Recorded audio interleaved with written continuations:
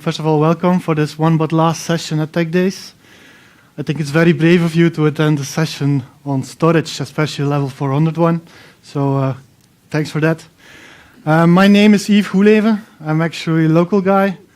I work for Capgemini Belgium, and my role can be described as a solution architect. So I design systems for customers either on the enterprise or either in the cloud. Cloud is my specialization though. I'm also an MVP for Windows Azure for the past 3 years. Besides my main job, I also am a serial innovator or a serial workaholic if you like. So I do a lot of things outside. I founded a user group here in Belgium on Windows Azure called Azure. I also started a few online projects, goeleven.com and messagehandler.net. And I'm also an open source contributor for Service Bus. So some of you might know me from one of those contexts. The topic for today is Windows Azure Storage. The talk consists of 2 parts. One is a deep dive into the architecture of the storage services. So we will not be talking about how you use storage. We will actually be talking about how it works internally. Right? So it's not about using, it's about knowing. And the second part is about what I call best practices. Well, to be honest, they are my practices, so you can decide whether or not they are the best. We will go through the different layers of the architecture one by one, and we will also look into 4 of the strategies that I apply during my projects. Of course, those strategies are derived from my knowledge of the internal workings of the service. Okay, I do want to warn you. This is a level 400 session. I've let a few people review the slide decks. They actually said I should up the number to 666. So it might be a little bit challenging. Okay, next slide. So I do assume that you know what storage services are. I do assume that you know that this is a highly scalable, highly available storage system. I also assume that you know that it offers a few abstractions out of the box, being tables, blobs, drives, and queues. All right? Is there anybody in the room who has never worked with storage before? Yeah, it might be challenging. Okay, so I assume that you know about it. I also assume that you've already figured out by practice that this thing is not a relational database. Right? This is a problem I see a lot when doing consulting work. I see people using the services, and because there is a nice SDK on top of the services that supports Link, is that they will start falling into a database-oriented mindset. It's not the case. If you think of them like another SQL server, then you will run into trouble very fast. Okay? But I'll explain how to work with it in the proper way, or at least my view. This talk is pretty academic. It's based on a white paper, so all the information that I will be talking about is publicly available on the URL at the bottom. This has been published by Microsoft, and it refers to a lot of other documents, protocols and stuff that they used from, for example, other big cloud vendors like Google. So there is a lot of information in there. Okay? So what's actually described in that document is how they actually managed to build a system that defies the CAP theorem. I hope you guys know what the CAP theorem is. Basically, it says that it's impossible to build a system that is both consistent, available, and can handle network partitioning. Okay? So it's very, very difficult, if not impossible, to build a system to do that. Now, it's not impossible. They did it. But now we're going to look into how they did it. Okay? So these were like 10 slides to convince you whether or not this talk was for you. I will not be offended if you leave the room right now. But if you don't, I do expect a level 5 rating for my session. Okay, the first topic that we will be looking into is the global namespace. So we will look at the service from a top-down view, and we will start from a global perspective, so from the planet. Just think, we have the planet, the internet. So every time that you construct a query, a link expression or something, it actually translates into a HTTP web request. Right? The HTTP web request is sent at a specific address, of which 4 parts are replaceable, being the account name, the service, the partition name, and the object name. The account name That's what's assigned when you sign up. You choose a storage account name that's actually pointing to a certain data center or a certain part in the data center. Right? The service name is to be replaced by either tables, blobs, storage queues as part of the subsystem of storage. Right? In fact, there is no real difference between the three if you look at it from an architecture point of view, but there is a difference from a usage point of view. So it might be that your tables are in a different location in the data center than your blobs. Okay? But architecturally, it's exactly the same. The partition name and the object name is something that is specific to the service type, so the pattern will vary a little bit between tables, blobs, and queues. The first part is actually part of the DNS global infrastructure. So the first part, the host name, will actually be resolved when you send the web request to a certain data center of Microsoft, and more specifically to a certain virtual IP address within that data center. Now, this thing that it's pointing at is called a stamp. Is everybody of you aware between the difference of a virtual IP address and a dynamic IP address in Azure? Who is not? Okay. So a virtual IP address can be thought of as the IP address of the logical load balancer. It's not the IP address of your machines. It's just a global IP that will remain stable during the lifetime of your service. It will not change. The dynamic IP address is the real IP address internally, and that changes all the time. Okay?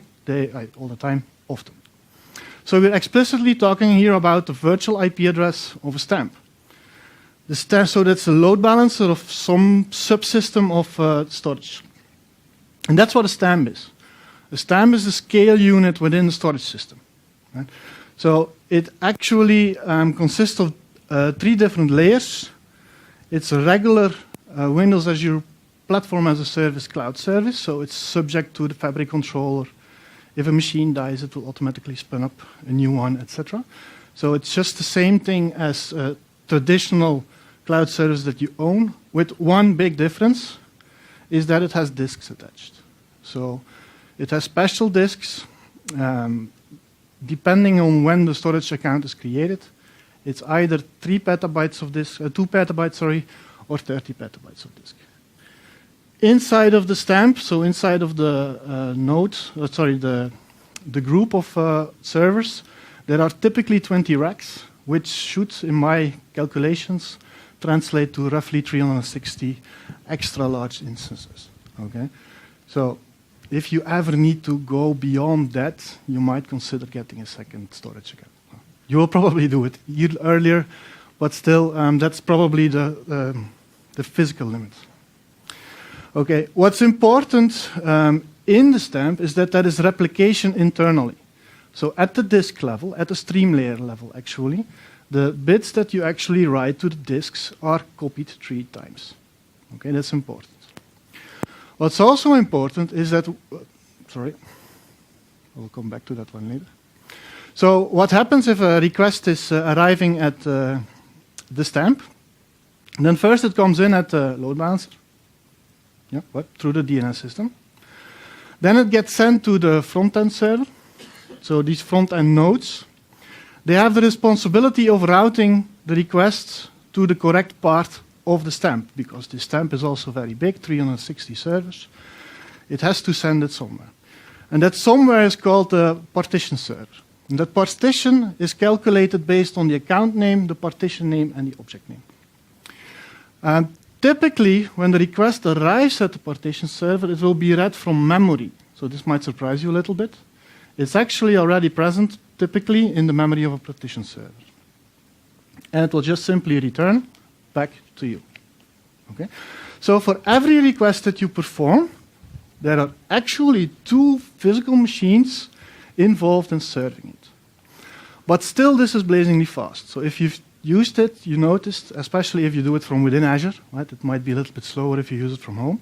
But if you use it from within Azure, it's very, very fast.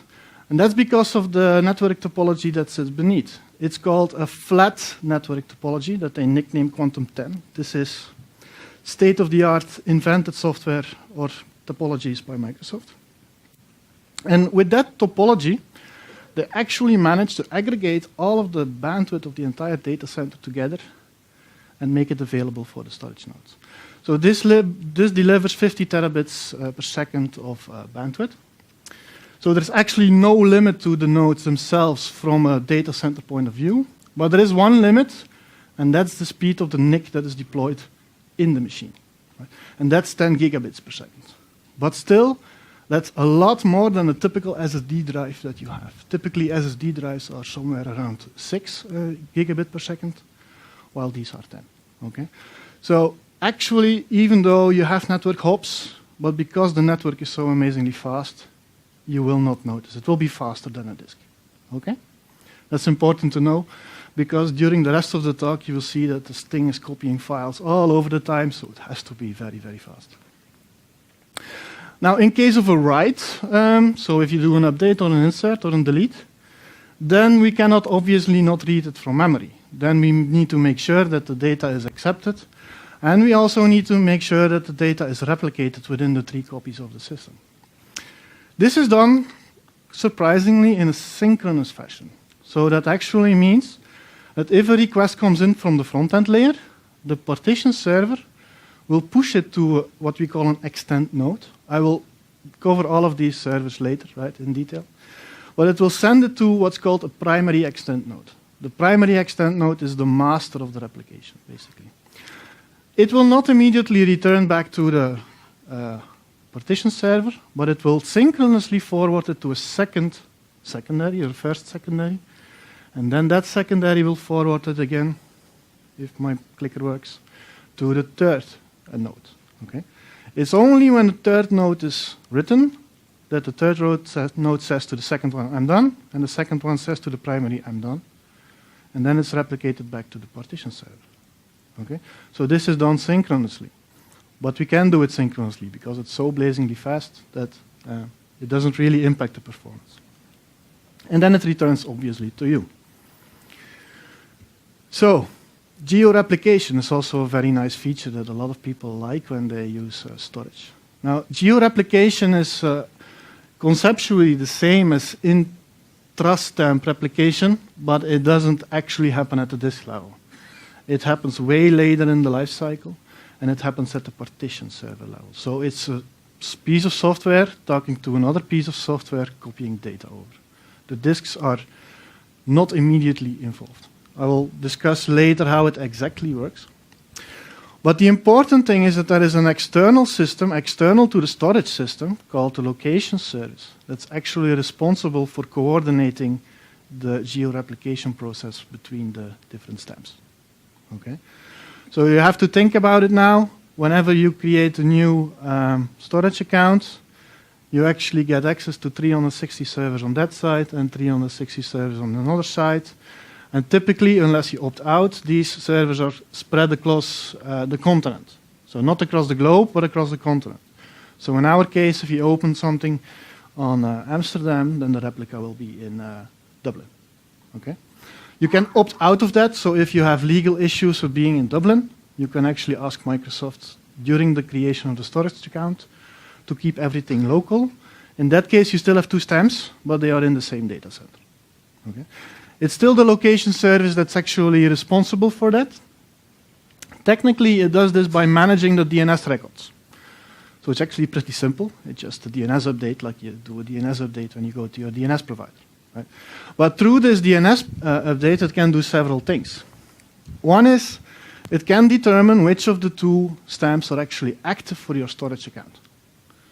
Okay? So if you create a new storage account, you say, I want to have it active in Amsterdam. So it chooses a stamp in Amsterdam.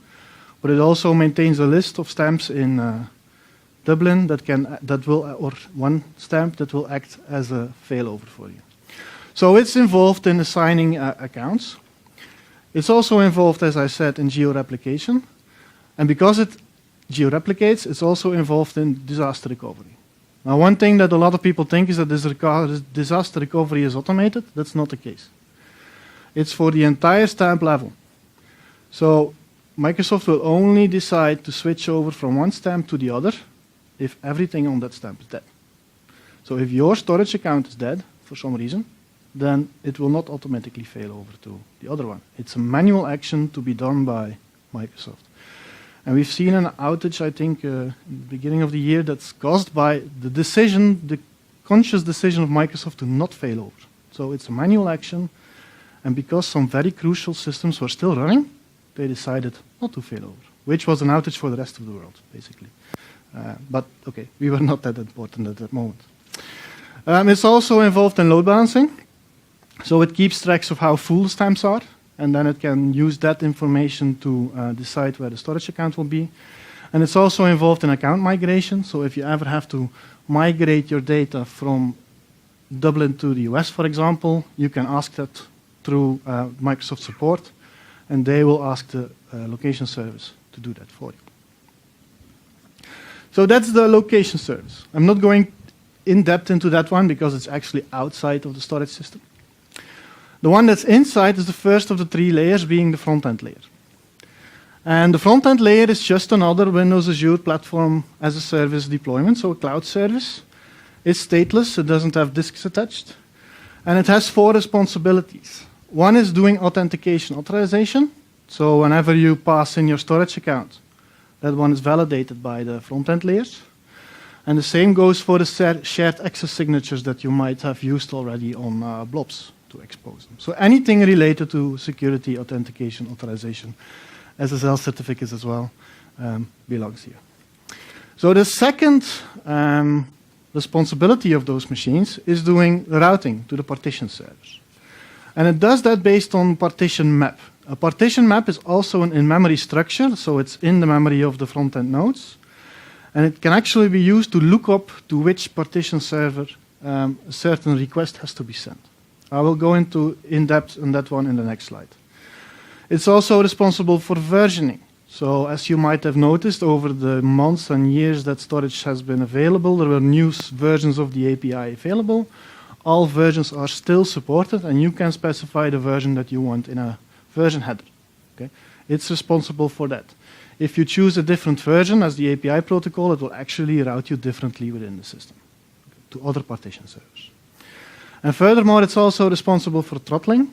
You know that there are throttles on both your table partition and both your storage account. So it's respectively, I think, 2,000 requests a second and 20,000 requests a second. And that's all handled by the front-end nodes. Okay? But these things do not have disks. It's just a simple, basic role, web role, that actually does all the things. Right. Where is my next one? Come on, man. Okay. So this partition map thingy. This partition map is actually an in-memory construct that is available in the front-end nodes. But it's only read by the front end. So it's not managed by the front-end server. It's actually managed by another system called the partition managers, which is part of the partition layer. You can conceptually think about it as a dictionary, but one that is ordered. So all the entries inside of the partition map are actually just key value pairs, but that come in a certain order. That order is alphabetical, and it's based on both the account name, the name of the service, the partition name, and the object name. So this combination of values together points to a certain machine in the partition layer, being the partition server. This allows the system to actually split up all of the different data that's in there into what we call partition ranges. So if you have records, for example, in table storage, and they have different partition keys, then they will be grouped into ranges of partitions and kept together if possible. I'll explain that process as well. So from practical examples, so if you, for example, have blobs, then every individual blob is a partition. You know that blobs contain blocks or pages. Those are actually the parts that are partitioned inside of the blob partition. So one blob is a partition. And the name of the blob URI actually determines where in the partition range that it will be. So if you have, for example, my account, my container, subdir, file 1, and my account, my container, subdir, file 2, because these are alphabetically close in order, it's very likely that they will be hosted in the same partition range. So they will probably be hosted by the same machine. If you have something like my account, other container, which is a few letters apart at the O and the M, then it's possible that this blob is hosted on another server. Right? So you have to take that into account. You never have to think about that when you access an individual blob. So if you read pages or blocks from a blob, they will all come from the same machine, guaranteed. But if you start listing blobs across in a folder, for example, then it might be that you have to query multiple servers to get your full list. For the queue, it's roughly the same as for blobs. Every queue on its own is a partition. The messages in the queues are obviously the entities in the partition. And as the name of the queue, that determines the range. Range, again, here only matters for listings, but, well, very few people will start listing all of their queues. Usually they just read the messages from their queues, so it's not that important. Typically, you don't have to think about partitioning in this case. In the case of table, it's very different. In a table, that every group of rows that has the same partition key value is also a partition. So, and within this partition, you have this other value called row key, and row key is actually determined for the order within the partition. That's very important. I often hear people referring to row keys as the primary keys. That's not the case. Basically, it's an order by class that you can use.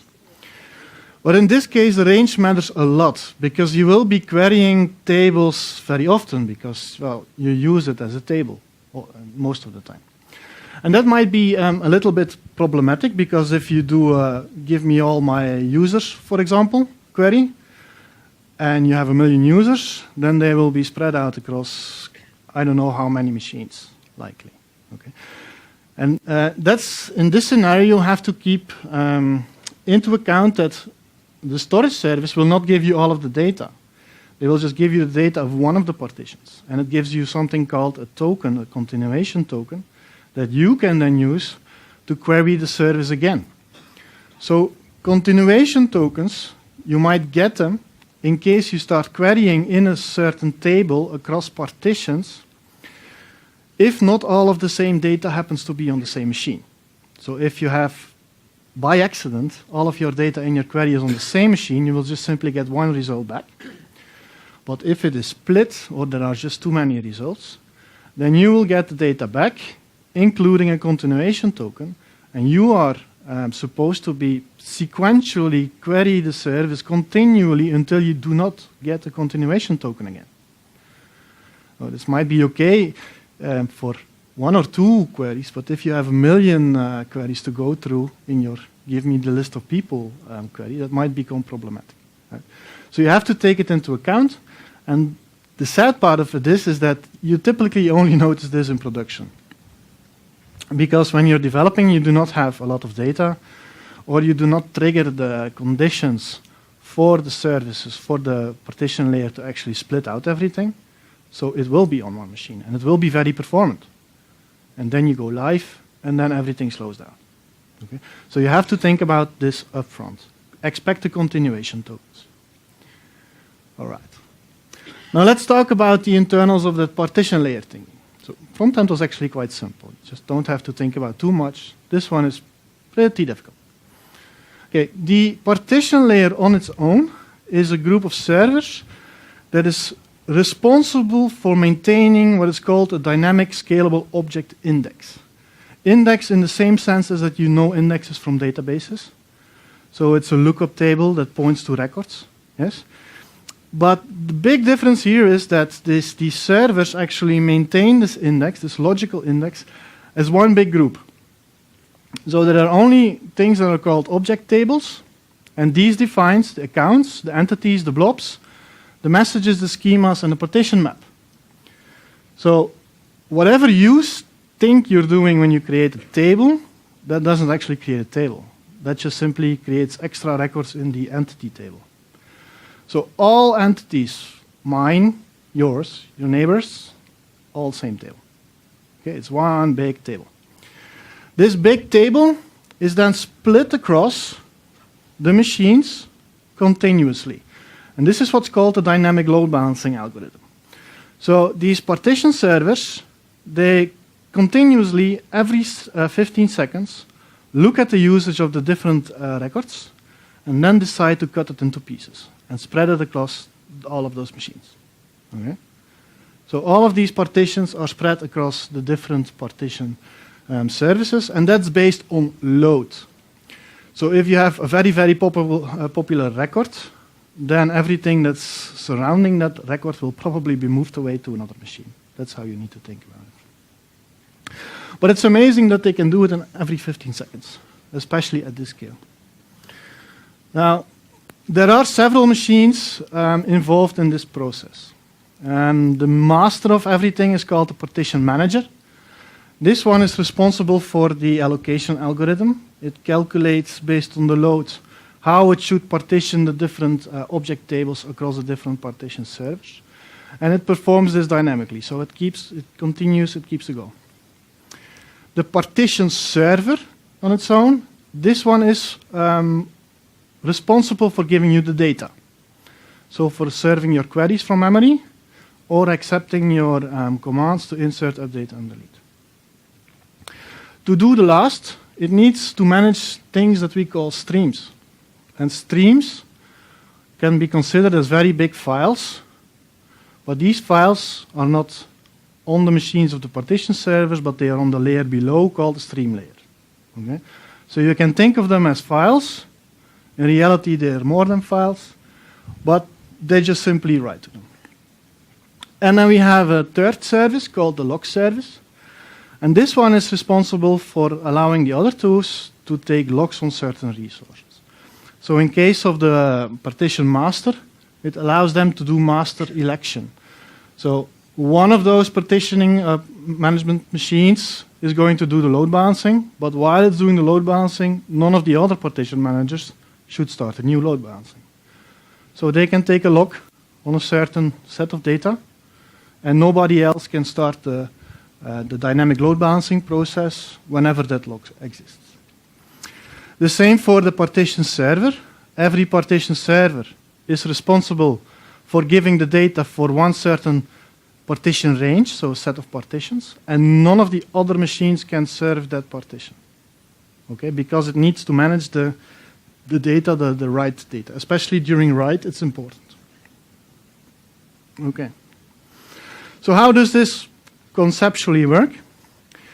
Imagine that we have the following table. These are blobs. It starts with the letter A. It's alphabetically organized. And we have Harry's pictures, we have Richard's images, and we have Z. Right? There are millions of other rows or whatever, a lot. Then in this case, the partition manager will take a look on the log service. It will say, I am going to do the partitioning of the blob table.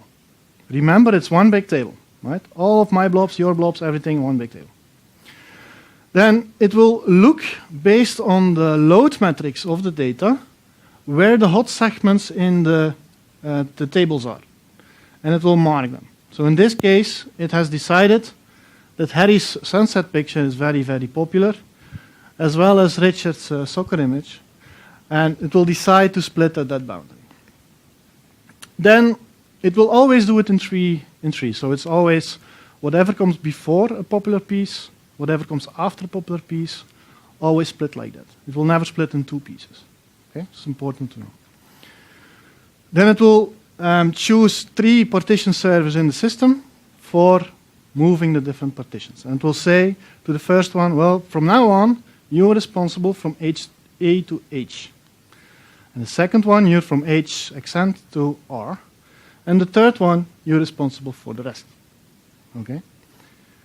And then again, every of these partition servers says to the log server, well, I am now responsible for this range. And this happens all the time over and over again. So these partition managers are continuously looking at the table, are continuously assigning, reassigning, and telling everybody, now you're responsible for that part. This is very easy to do because the partition servers actually just are simply memory services. They only have data in memory, and all of the data is on the underlying layer, and it can be read from there. So even if a partition server crashes, and it's stateful because it has everything in memory, they can quickly swap to another partition server and make that one responsible for the new partition range or for the lost partition range. So these partition managers, they actually take care of the fact that all of the data, which is hot, which has been used in recent times, is actually present in the memory of the partition servers. Okay, that's why it's very fast. Okay, now once the data has been assigned to the different partition servers and the logs have been established, then it will create a new version of the partition map and upload that one to all of the front-end nodes so that they can start routing data from the front-end nodes to the correct partition servers. Here is a very small window in which you might get an exception during querying. So it could be that a certain part of the partition map is being rewritten at the moment that you do a query to it and it's locked. So you will get an exception, and then it's when you're supposed to do a retry. That's why all of the SDKs have the retry 5 times logic in them, so that you actually do not notice that it fails one time and then you have to query it again. It will succeed the second or the third time because it's just simply a file copy operation.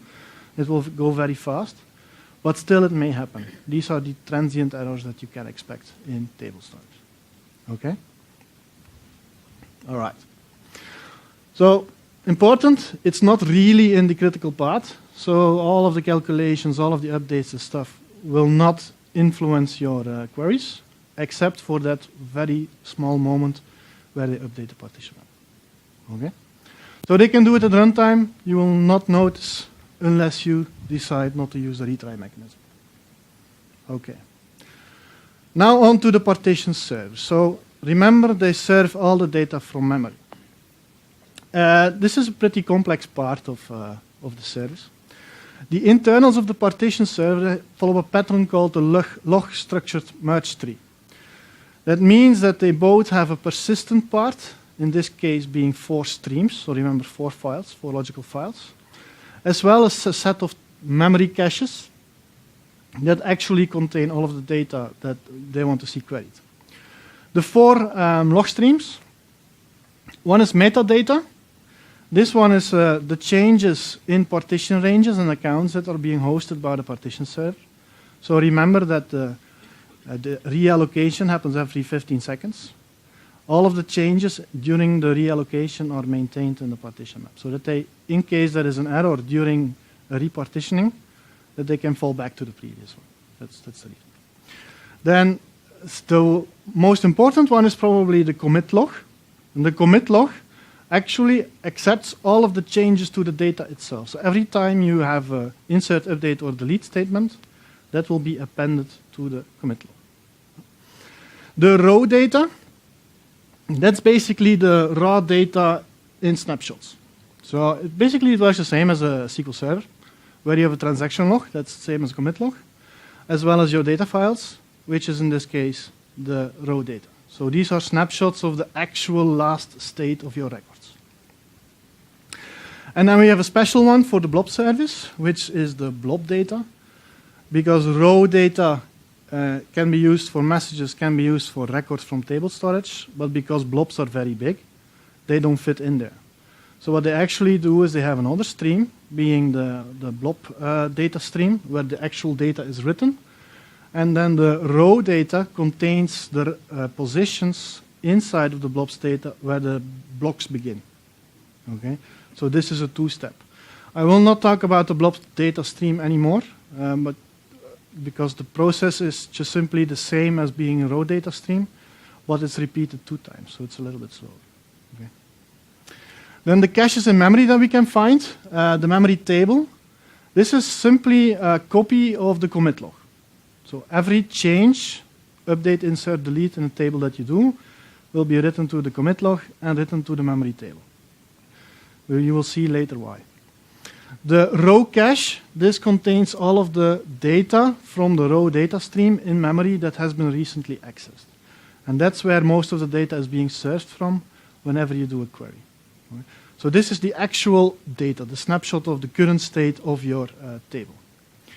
Then we have index cache, and the index cache contains pointers through the positions in the raw data stream, so that you can easily retrieve certain parts of the raw data, if it's not available in the raw data cache. And then you have Bloom filters. Bloom filters is a special algorithm, basically, that has been designed to answer one particular question, being, is the data on this machine or not? And it answers with no or maybe. Okay? But still, it's better to know that the answer is no than start querying all of the streams, because these are very big files. So it's a performance game, basically. And then furthermore, it also continuously tracks its own load metrics. It knows which of the partitions are accessed frequently, so that this information can then be used as input for the dynamic load balancing algorithm. Okay? So quite a complex architecture, and I will now explain you how it works when you read data and update data. So whenever you do read, so whenever you do select on a certain partition, and the data is hot, meaning that it has been recently accessed, then your incoming request will first hit the raw cache, and it will find the data there. So the data is present, it will just simply be grabbed from the raw cache. But this is a snapshot information, so it's information that might actually be a little bit old. In sense of old, we're talking milliseconds, right? But it might be old. It is then, because it's old, considered old, it will be merged with all of the latest changes to that data that's coming from the memory table. So here is a merge process going on, where you take the source information, you take the change set from the latest changes, and you merge it together. And this also performs duplicate detection. So if there are duplicate records in there, it will filter it out. So you will not get duplicate records. This will be important when we talk about the stream layer. So remember that. So it actually hits two tables in memory. It merges the records. That's why it's called the log structured merge tree. Right? It merges. And it will return you the latest result set. If it's cold data, it's different. Then it will come in. We'll look at the raw cache, which will not find the data. It's not there. So we need to go to the disk. We need to go to the other machine, the extend nodes, the stream layer, where the data is. So it's pretty relatively expensive operation. So we first go and check whether the data is here, might be here or might not be here. Okay? If the answer is, well, maybe it's here, then we can look at the other cache. Then, yeah, where is it? Okay? This is a list of pointers in the raw data stream where certain data can be found. If we can find the location, then we can go directly with the random access read, go into the raw data stream, pull the data, grab it, merge it with the latest changes. We need to do that, and then send it back to the user. Okay? So we hit the cache, not there. We check the Bloom filters, maybe here. We check the index cache, it's located there. We go fetch it, we merge it with the latest changes, and we send it back. Okay. Now, I see many questioning faces. Why the hell so difficult if you just simply could return the latest result set? Well, the problem is that there are a lot of reads and writes going on at the same time. And that's why they actually split out the actual data and the changes into separate files and separate memory tables, so that they can actually guarantee the performance on the write operations. And that's the next step. If you do an insert or an update, then you do not want to go seek in this gigantic raw data stream for your data.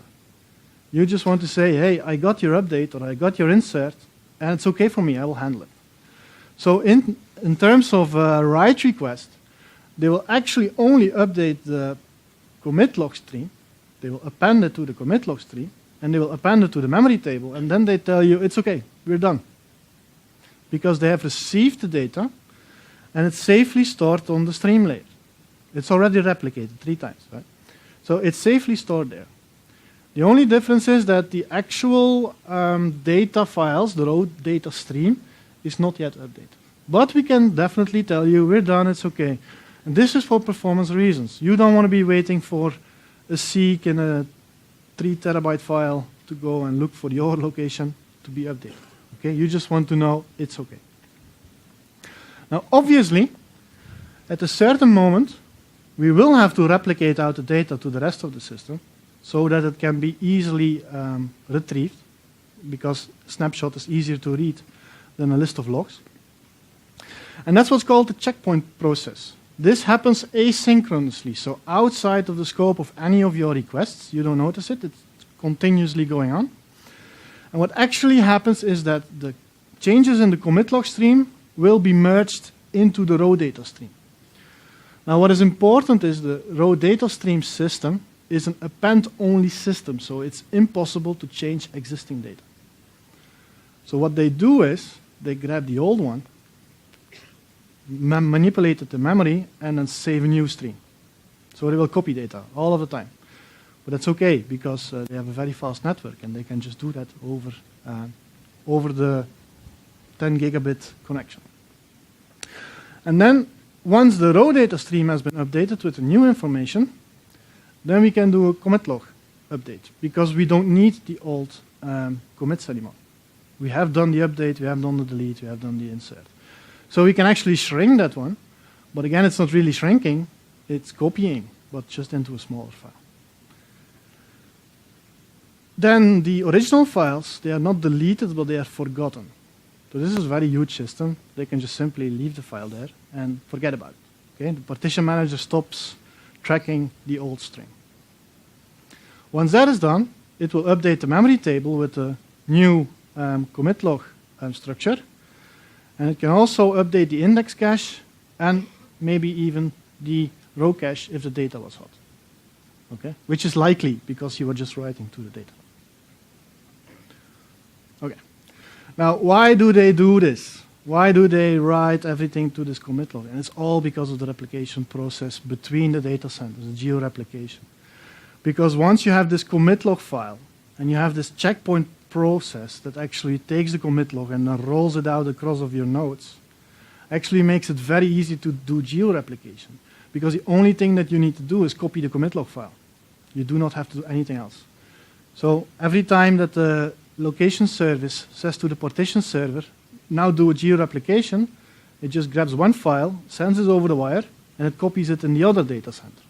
So something like this. And then, because there is a checkpoint process in the other data center as well, it will do the same thing.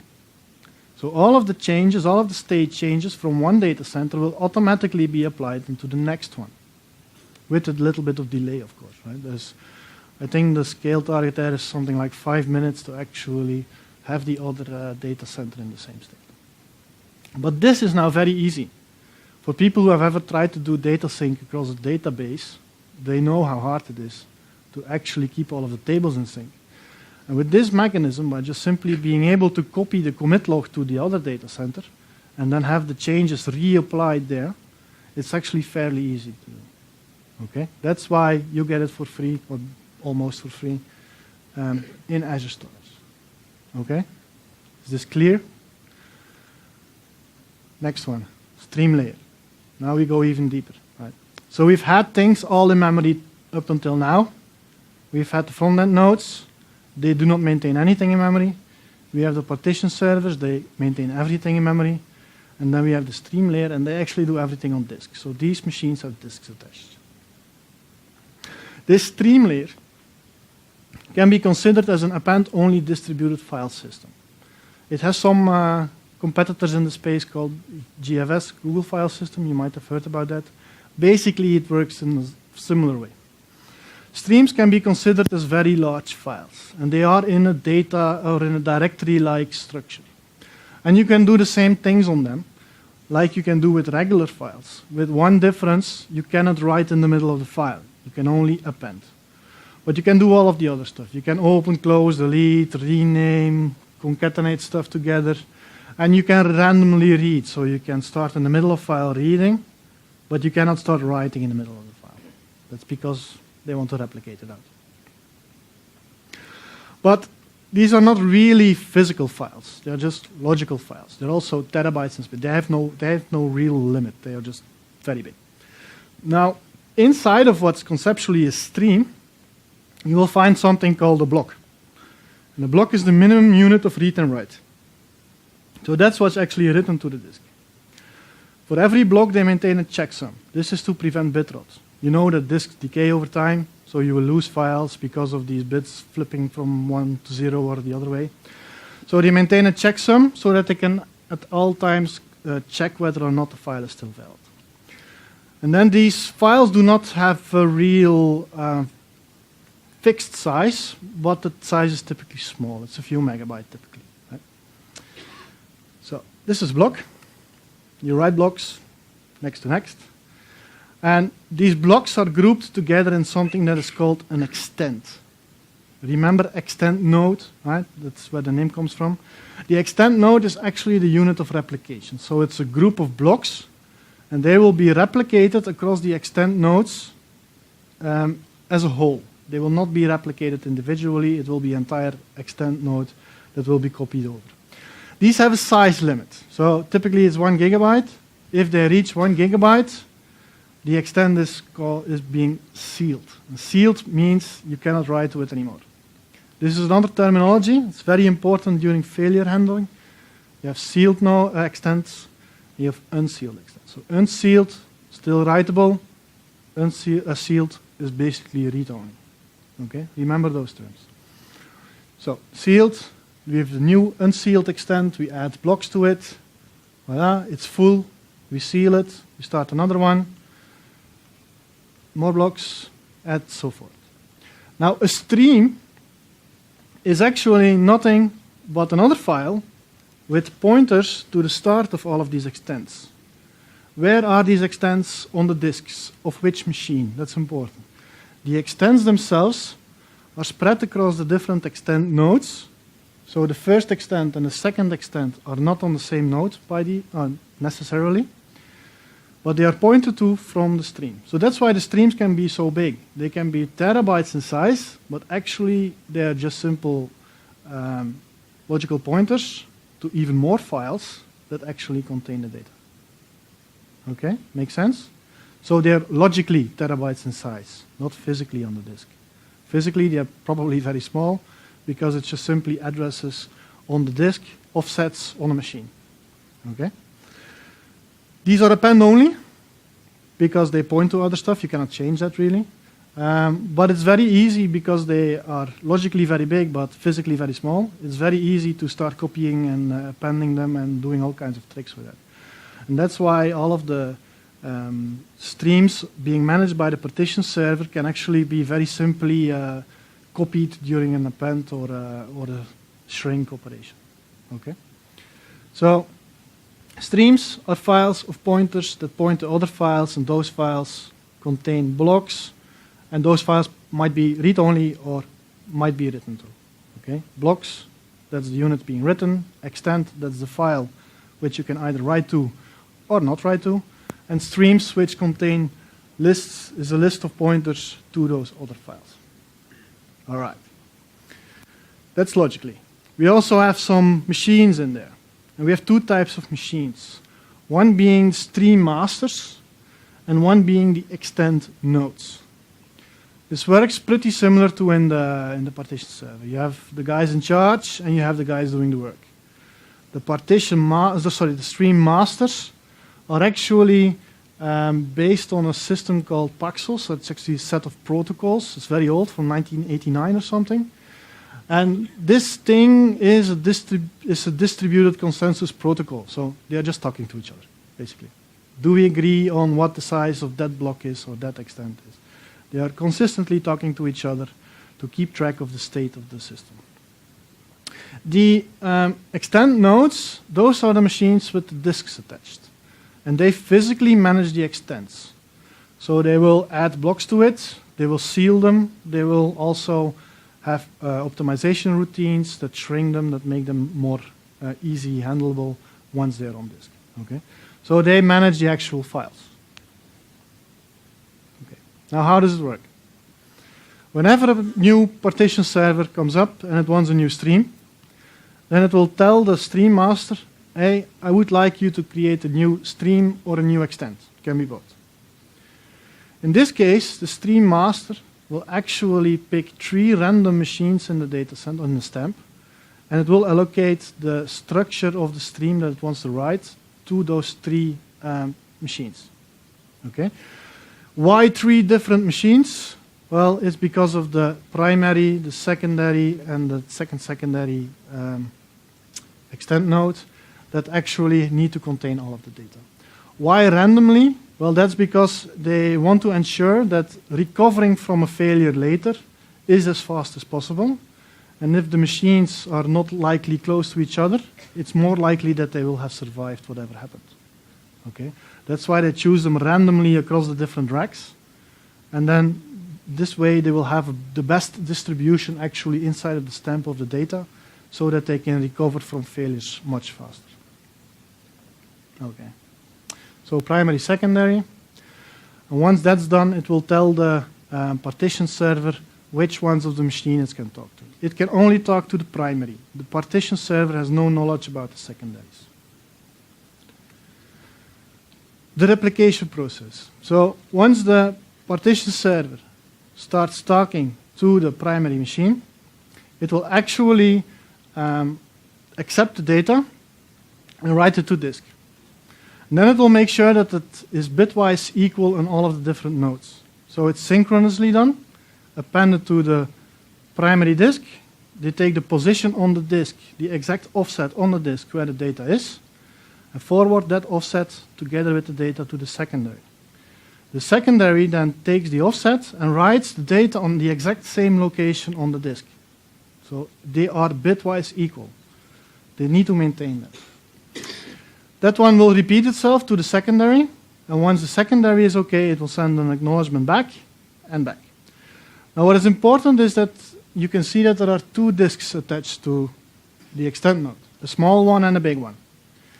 The small one is called a journaling disk, and this one is optimized to write to. It's a very small, very fast disk, a spindle of different RAID 0 configured disks, or either an SSD drive. It's very fast and small. It's small because then it doesn't have to spin a lot before it can actually reach the destination where it needs to write. The other one is the data disk, and that's where all the data goes. And this one will be primarily used during read operations. So if you read and it's not hot in memory, then it will go to the data disk and fetch it there. Now why do they do this? Well, this way they can improve the performance of the machine. Because the big disks, it takes a long time before they get until the position where they might need to write. And you remember, they need to do it 3 times. And the small disk, they can actually do it very fast because they do not have to position the head of the reader a lot on or the writer a lot on the disk. So this way, they will write, and they will write to both simultaneously. And the first one that returns, which is usually this journaling disk, if one of them hits or is finished, then they will say, okay, we're done. While they say we're done, they still continue copying data to the other one. And in case there is a failure during that period, then they have the original data on the journaling disk probably, and they can still pick that and copy it back to the master or to the data disk. Okay? But this is just simply a performance improvement. 2 disks, one optimized for writing and the other optimized for storing and reading from. Okay. Once they're all 3 done, it will return an acknowledgement to the partition server. Right. Now what if something goes wrong? We mean horribly wrong, right? Now there are many points where it can fail in the process because there are many machines, there's a network in between, and there's replication, and all kinds of stuff can go wrong. Well, we have these different scenarios. Either the primary does not respond to the partition server. In that case, the partition server just simply tries again. This might result in duplicate records on disk. That's why it's important that the partition layer itself has this duplicate detection built in so that it doesn't matter if it retries. Okay? But what if one of the servers was up, but one of the other replicas was not? In that case, the stream master will actually seal all of the extents that it's writing to. So this block cannot be written to any of the 3 replicas. Then it will issue a seal operation to the ones that it can talk to. And it will create new machines, or pick new machines, and create a new extent on the other machines and send the data there. Okay, that's what's happened. So they will close it off, They have the old data, and they will take a new set of machines and start writing there. Because these extents are sealed, they can never be written to ever again. Okay? But even then, we have different scenarios, right?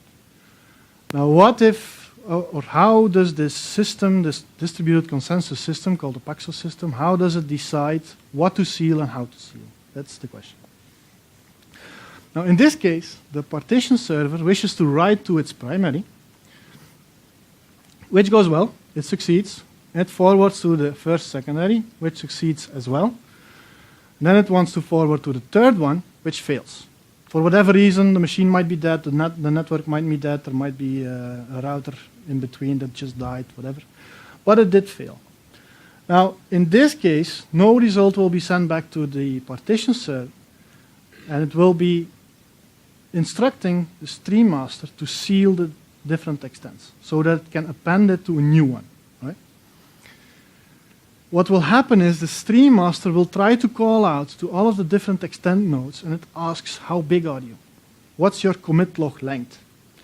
In this case, the first two machines will give them the new commit log length. They will say 120. Imagine the original one was 100, depended 20 bytes. It will say, I'm now 120 long. The third one does not respond because it's dead. Okay? In this case, the stream master will decide to seal them with the data in it, so with the 120 commit length. Because they have two replicas, this is pretty safe, because the machine, the partition server, can still read the data from the two replicas. It doesn't really need the third one. If the third one then ever comes up again, it can ask one of the other two guys, hey, give me the data. And so it syncs itself up with the original two. Okay, make sense? In the other scenario, where they do not have two replicas, so the first one might succeed and then the second one might fail, in this case, when the seal operation is going to be done, the stream master also asks all of the different services, how big are you? Well, in this case, one returns 120 and the other one returns 100.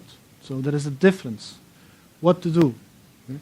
Well, because in this case it's not safe to say 120 because we only have one replica and we could lose that one as well, we will return 100 because in that scenario we still have two. Okay?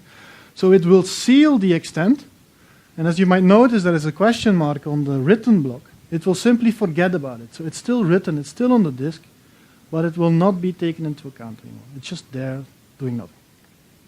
If then later the failed one comes up again, then it will seal itself at the 100 marker, so it doesn't have to do anything. Right? Make sense? Obviously, we will return a it didn't work message back to the partition master so that it retries and then creates the other extent. Right? But that's the same in the previous example. That might be happening. Okay, that was writing. Now what if stuff fails during reading? What will we do? Now then it differs a little bit. Now, if they're just simply writing for data, or they just want to go to the raw data stream or the blob data stream, and it's in the middle of an update, imagine that two of the extents have already been written to and the third one is gone, at least for the stream manager, then the partition server can continue to safely read from any of the machines that it can reach. It could be that it can reach the third one and not the stream master cannot because of the specific router that went down. Right? So it could safely read from all of the three ones because it will only read from the positions that it knows about. It has never gotten an acknowledgement that the blocks have been written, so it will just simply read till 100 and not to 120. Okay? So it can safely read from any replica that it can actually reach. Now, it's different when going from the log stream, because as you can remember, the log stream actually contains the exact information of the state of the data. So if it would read from the log stream, it actually has to take all of the data that's already written, or it might lose the data. So it has to take the newly written block into account, even if the third replica has not been confirmed yet, because otherwise it cannot completely restore the in-memory state of how things are supposed to be. Now, in this case, the stream master has to be involved in the process. So the partition server first asks to the stream master, well, how big are you guys? What's the commit log? What's the commit log length? How big is it? And in this case, the stream master will try to reach out to all of the machines, and it sees that it cannot reach the third one. So it decides to seal everything. Even while an update is in progress, it just decides to close everything down, and they will start a new extent somewhere else, because things are pretty unsafe now. We're trying to restore data based on a half-leak committed thingy, and then we want to build on top of that. And we consider it the truth because it's the commit log. So it will seal all of them, and it will return to the partition server the server names that it can actually read from. So it will say you can read from 1 and 2, but do not touch 3 because we don't know what its state is. We cannot connect to it. Okay. And of course, it will start reading out, and then a later stage, the third one will also be sealed, or it's gone forever, whatever. Then it will never be sealed, but you can't read it from it anymore. Okay, makes sense? Now, there is one very, very big advantage to this architecture. You might have noticed that we very often forget very, very big files. We just forget about them. Whenever we do a replication process, or when we do the checkpoint process, whenever there is a failure, whenever there might be blocks that go missing, there might be entire extents that go missing, there might be streams that go missing, all kinds of data that just sits there, does nothing. That's why there is some kind of garbage collection process involved. It's similar to the garbage collection process used in .NET, but at the disk level. Every partition server will mark the streams that it's working on. And because the streams contain pointers to extents internally, those extents are also known.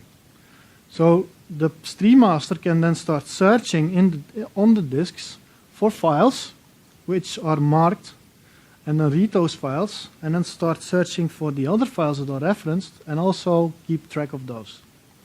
Every file that it finds but cannot find in its processing algorithm can be safely deleted because it's no longer used. The same as happens in the memory of a .NET CLR environment. There you have the same thing. They start from a certain list on the stack or the static variables, and it will traverse all the relationships, mark them, and everyone that's not marked at the end of the process can be gone. Same thing here, right? So those files can be deleted. This is all done by the stream master. What's also done is from the files that remain, they will actually perform some optimization routines called the Reed-Solomon algorithm, or also referred to as erasure coding. What they will do is they will pick the parts of the file, calculate a number from it, it's kind of a hash code that they calculate from it, then they store that hash code on all of the 3 replicas. And if they then ever lose the data, intentionally or not, doesn't matter, then they can still, depending on the original hash code, retrieve it from the other machines and restore everything. And this way they can actually also intentionally delete data. And they can reduce the size where they have normally 3 replicas, they can reduce it to 1.3 to 1.5 of the replicas, safely, because of this system. So this is a major disk space saver for those things. But it's obviously only done on stuff that's not used a lot, right? So for optimization reasons. Okay, that was the architecture. The architecture that beat the cap theorem. I might need to replay a little bit of things to point you how they actually did it, because I told you it was a 666 level talk. Now how they did it. They have 2 layers that are actually responsible for covering the gaps. It's still impossible to build one system that actually defies all of the 3 rules, but it's perfectly possible to combine multiple systems and design them in such a way that one takes care of the failures of the other. And in this way, actually achieve all of the 3 properties.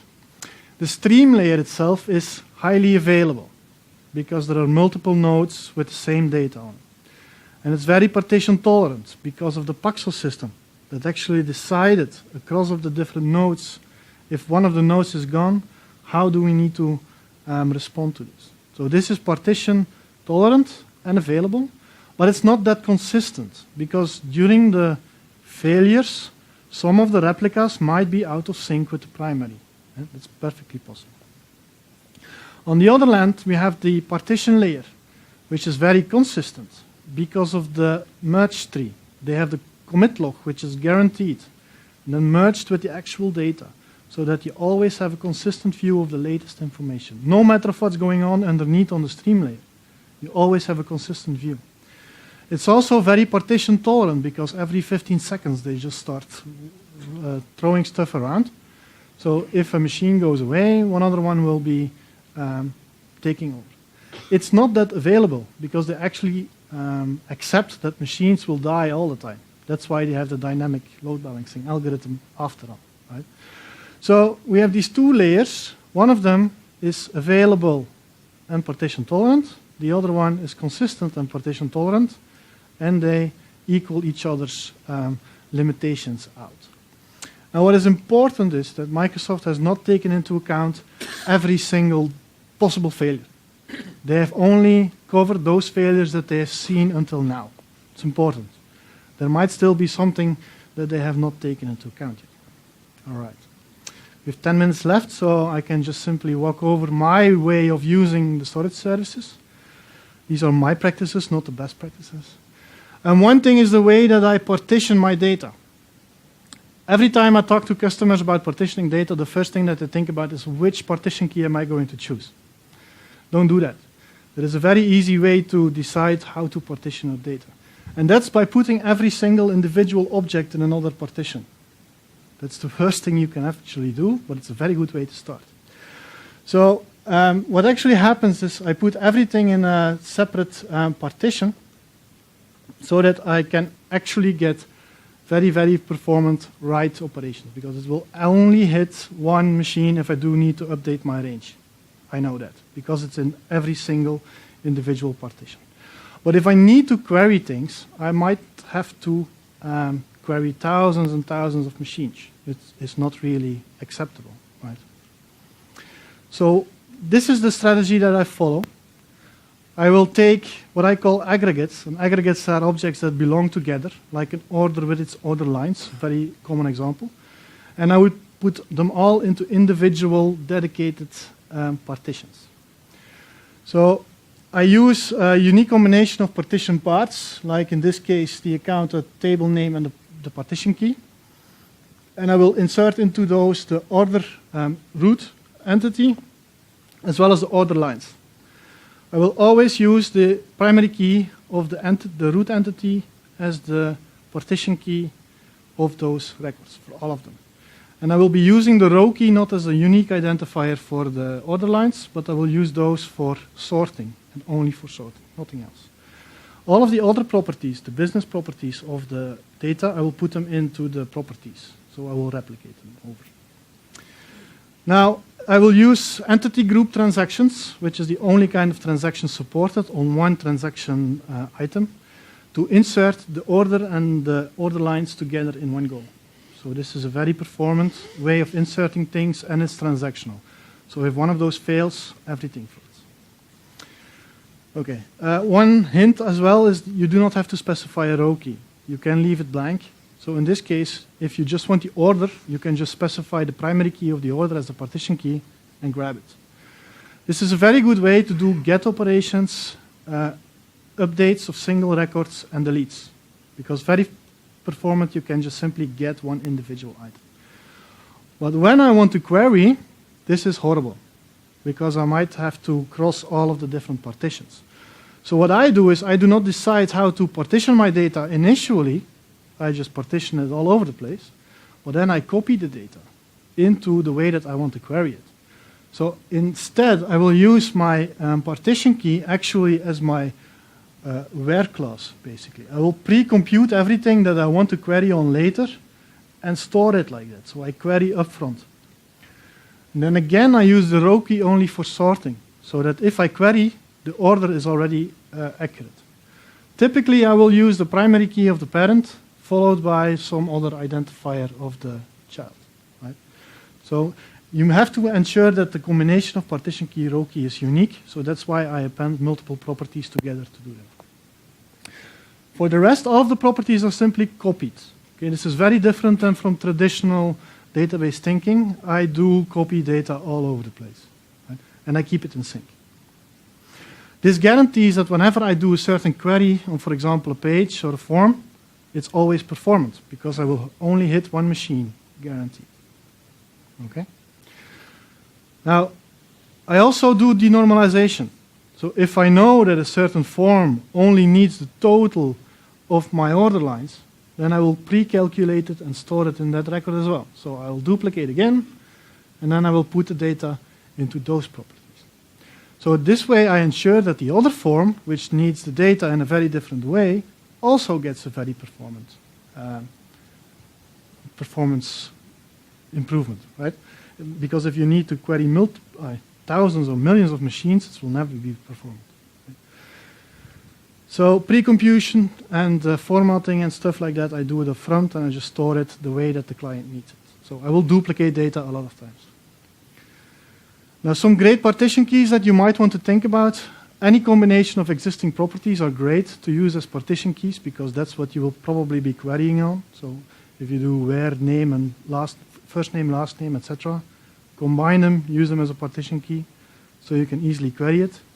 What's also very often is the guy that created it, the user ID, the time that it was created. The best way to do this is in reverse order, starting from the end of time and then subtracting the current time, then storing that. So then it's always stored in reverse order with the most recent first. Right? For location partition keys, so XY coordinates, there's a very nice algorithm called geohash, which you can try out on geohash.org, which gives you a nice one string that represents a certain area, depending on how big the string is. Just try it out. You will see it's a very good match for use as partition keys on location. And then also very often the why or the context or why it happened. The slides are on, normally will be released, so you can still take a picture, that's okay. Okay. But one thing that you need to make sure is if you take one of these things that are typically not properties of the business entity itself, you need to add it to the root, because otherwise you have all of these copies floating around. Otherwise, if you update the root and then you want to update all of the copies, you need the information to find the copies again. So if you forget, for example, to add the current time to your original entity, you will never be able to find that other record that you have copied. So you need to think about it. Updating, I do it the following way. There is one other big downside to storage that people who think in relational terms have with the thing, is that it does not support transactions. You do not have something like begin transaction, end transaction across different tables, and then it all works magically. It's not the case. It's not a database, as I said. So you have to make sure that if you need to update all of the replicas of the data, that you actually ensure that they happen. But the good thing is the other storage construct called queues, they have a built-in retry mechanism. So that if something fails, they will just simply retry again, and retry again, and retry again, until you say, stop, retry. Okay. So this way, you can actually overcome those failures that you often see when the partition map is being updated. So you just simply try again. And in this case, I will maintain my primary record, so the one with the individual partition key that's in its own partition. I will get it, I will update it, and store it back. And once it's stored, I will actually issue an event, says that, for example, the object was created or the object was updated. I create that event as a message, I put it in the queue, and I have other machines, logically, it might be the same machine, but logically it might be another machine, that pick up that message. They read, aha, this object has been updated, so I need to update that specific secondary copy of it. I have multiples of those, one for each type of query that I want to execute in the system. Okay. Remember, this is not a relational database, so if you think this is very, very hard for your system, then I suggest you use a relational database. It's just a way that you can work with it with data and copies of the data for certain scenarios where you have high volumes of data. So that's what I do. So I have these secondaries that actually update the copies of the other data. Now, the benefit of this, you can talk back to the original one with the same event. So while you're updating all of your secondary indexes, basically, you can already tell your front end from I'm done, because it has this retry mechanism built in, and it will continue to retry until it succeeds. Okay. Now, this is pretty hard, I know, especially if you have to build it by hand. But I've already gone before you, and I've built this kind of system, I've contributed it back as an open source project called nServiceBus that allows you to do all the management, the messaging, the handling and stuff. It's just up to you to implement it specifically for your types of objects. And the bonus is it works very well with other systems like the caches in the web front ends or SignalR. You might have seen the previous talk on SignalR. You can just simply send the created event back to the user. Right? And then he knows, oh, it's done. And hopefully I will be able to offer it as a service as well on my startup project called Message Handler, so that you can just simply click and you have it. That would be ideal. Okay, counting, same problem. If you want to count in a database, you do select count. You're done, or select max, whatever. This is pretty much impossible if you have to query across 1,000 machines. Impossible. So again, the same advice, do it up front. Count while you're actually creating the records and save the counts. And then you can just simply query them later. This has to take into account that you have multiple machines, and on the multiple machines you have multiple threads that need to be counting. So I do this in a concurrent, safe way. And here's a piece of code that does this. What you can do is you can take the current instance ID in Azure, append it with the current thread ID, and then maintain a record and table storage for that specific machine and that specific thread. You just do +1, +1, +1. You will never get concurrency issues because it's only one thread that can actually do it. And you can get a table like that. So where every entry in the table has one part of the counter, and then you just sum it up, and then you know your total counter. Okay? So you count up front, not when the data is stored in table storage. So summing up, very simple, for each over all of them, and you can get them. Make sure all the counters are in the same partition so that you don't have to go look for them in other partitions. Last slide. This roll-up process is also very difficult to achieve because this is typically something timer-based or schedule-based. But you have many, many, many nodes in the system that will all decide at the same moment, I'm going to roll up this stuff. So they will all start counting and all start inserting. It's not good. So you want to have only one of your nodes in Azure to be the master of the rollup process. This is very similar to the dynamic load balancing thingy. You have multiple partition masters that want to look at the partitioning schema of the major object table, but it can be only one. Remember, they took a lock on the lock server. So they said, well, I want to have a lock. Well, the good thing is these locks are actually exposed through the API of storage through what's called a lease on a blob. It's the same thing. Right? And you can use those leases to actually ask for a lease so that the lock server will lock the data, and you are the only one that can actually execute the operation. It's a very, very easy way. There is one guy gone before you called Steve Marks, a technical evangelist for Microsoft, and he has done this for you. All right, so we're done. I don't think we have time for Q&A anymore. There are some resources at the end, so you can try it out. And I thank you for your attention. And if you have questions, you can find me outside to ask. Thank you.